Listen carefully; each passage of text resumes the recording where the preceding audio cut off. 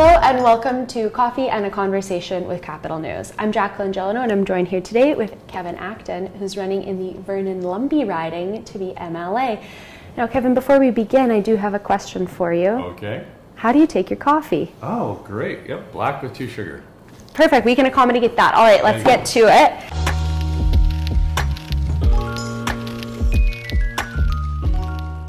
Well, Kevin, thank you so much for making the drive to come down and visit us here. I hope the coffee makes it all worth it. Absolutely. From Craft 42. So I want to know, you're mayor of Lumby.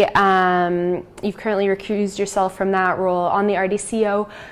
Why is it that you've decided to transition to provincial politics? What's your motivation there? Yeah, well, to be honest with you, as being the mayor for the last 15 years, I've experienced different governments, and I've just been a bit frustrated with sort of the lack of communication between the province and the municipalities. Mm-hmm. So, and just, talking to people in our community, they felt like it might have been time for me to step up, so I thought I'd give it a try, yeah. And then, what was your motivation? So obviously rocked a lot of people's worlds when, Kevin Rustad and, John Rustad and Kevin Falcon delivered their press conference when they announced that they were withdrawing, or that support would be withdrawn from the BC United. Why did you decide to continue as an independent or an unaffiliated candidate? Good question, and actually it's one that I get asked a lot, so I'm kind of used to answering it. For me, the BC United Party was the party that I was used to working with before, the Letnicks and the Stewarts and Kylos, and so I was really looking forward to working with those people because I understood that they felt similar to me about the economy and how government should work. So when it fell apart, Kevin Falcon and John Rustad said, we're looking at creating a team and we'll look at the 140 candidates and choose the best one, and then we'll sort of expected the far right to soften their position a little bit. So I was willing to work with them, but when they didn't, then the outpour of emails that we had from people that were encouraging me to go independent, and just past conversations over the years about people wishing that government was less partisan. So I thought, there's so much encouragement to go independent, and I've been hearing this sort of talk over the years about how we need election reform in government that we thought we'd put our name forward and give it a really, really honest, hard try. So you have a very unique position, as the mayor prior to when the writ dropped.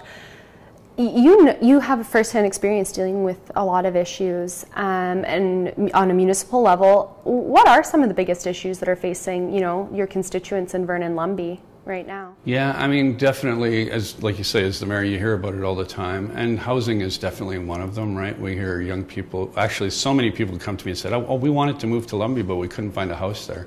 And yet, when developers come to look, there's just so much red tape and rhetoric that goes through a development that it makes it challenging for people. So that was, a big part of what's going on.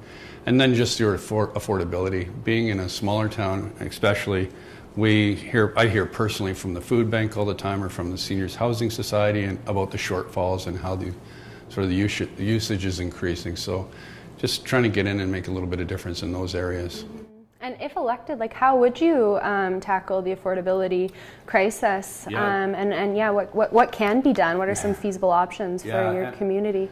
To be fair, we know that inflation's driven a lot by people's spending habits. It's not always just government, but we've seen government grow by 40% since 2017. I haven't really seen an improvement in anything. I think that it's really top heavy and we could have a smaller, more efficient government for sure. I know at the regional district we've shrunk government a little bit and we're doing probably better work than we ever have been. And then I think our resource sector in British Columbia is being way underused. With the NDP government, I almost feel like we're ashamed of what we have as a province, and this is a province of abundance, and there's ways to use it and take care of the province without being disastrous or bad for the environment, right? We can rebuild things as we use it the way Mother Nature had it before. Mm-hmm. When you talk about the resources, is there anything in particular that you're referencing? Yeah, well, I'll give a really good example of what I'm talking about in sort of a sustainable economy. Lumby has a partnership with the Splatsin First Nations, and we have a community forest, which is land-based tenure. So by the time we cut down the last tree in that land-based tenure, the very first one that we planted will be ready to cut. So it's just, in a circular sort of economy. We could be doing that with all of our forest industry. I actually find it really confusing why there's mills shutting down and workers being laid off or mills closing when we have a housing shortage. And so, you know, that's mismanagement to me. There's something in there that's not working right. And it's usually I find when we go back and look through our bylaws and stuff, it's regulation that tends to cause a lot of grief for the developers. And so a lot of people move to the Vernon Lumby area because they want you know, a smaller community. How are you going to balance that, the small ruralish feel with this increase in development, because there is a need for housing? How would that be balanced? Yeah, I mean, in Kelowna, you really feel it here. It's one of the fastest growing cities in British Columbia or Canada. And it's a tough thing to do, right? Because you do need to increase your tax base, and as services are added to your system, you need to pay for them. So, you know, for us, we've been trying to focus more on density, smaller homes, seeing things. We've encouraged people to do basement suites everywhere. At the regional district, we did a design competition to design houses that were under 1,000 square feet. We had so many entries put in. I think we picked about 8 of them, and they're for sale. The plans are for sale for $1,000, and those are things that you can put in your backyard. So for me, like, I've got a huge lot in Lumby. I could easily have a little house in the back that's attached to the laneway. So, you know, that'll help sort of fill in a little bit of the density, but keep sort of the small town feel. We're not trying to have some urban sprawl, right? And then, you know, as far as the services go, the more doors there are sort of per square foot, that's the more people that are paying for the services. So the amount that has to be taxed is, you know, turns out to be a little bit less, or you can get a little bit more for your dollar. Sorry if that's a bit long-winded. No, that makes perfect sense. Yeah. I think another thing that's been really hitting a lot of rural areas, especially, is the lack of healthcare. Are you able to speak to that and what you would advocate for, you know, if elected? Yeah, well, I mean, in Lumby, we are very fortunate. We have 2 doctors and a nurse practitioner. But to be honest with you, the community has a health society that's sort of running that area, that we give them the control of how that all works, and they're really good at attracting doctors and making sure they're kept happy. But I mean, for the short term, there's, I think, 1,200, I've heard there's 1,200 doctors that are from British Columbia that went out into other countries to train, like Ireland, Australia, New Zealand, and they can't get back in without 3 or 4 years worth of wait and, you know, hundreds of thousands of dollars in investment. And I think that red tape could be cut and those people could be brought home very quickly. And so that would help with our short term. Because the long term issue has been poor planning right from the beginning. We know all of these people are retiring at some point. We saw it in BC Ambulance, actually. The service was started in 1970 and everybody was hired at the same time. And there was no planning for when everybody retired at the same time. So if we get a little bit ahead of that and start planning further out instead of just 4-year chunks like government tends to, I think we could not only solve this issue, but keep it from happening again. So you've been, you know, resident of the Vernon Lumby area for many years now, been working in the community.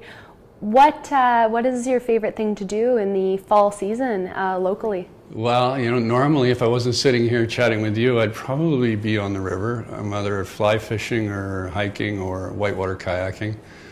In the fall, the whitewater kayaking is not as much fun as in the spring, but, you know, I love to be outside. That's my favorite thing to do. I raised 3 boys, and we had a lot of fun just being rough and being outdoors and having a good time, yeah. Oh, that's great. And hey, what better place to do it than that area? We are so blessed in the Okanagan. I always tell people that it's the best, like Lumby's one of the best kept secrets. You know, we're an hour from an international airport, but we're 30 minutes away from 100 different little lakes that we can go fly fishing at, or camping, or heli skiing, or whatever you want. It's just all there. You know, we even have the culture here in Kelowna. It's been, you know, big, huge rock concerts and all sorts of shows come here. It's just, we're a bit spoiled. It's a great place to be. Well, thank you so much for coming over today, making the trip to our newsroom, and thank you so much for educating our viewers on all of this. Thanks for the coffee. Yes, absolutely. Cheers. Thanks. Cheers.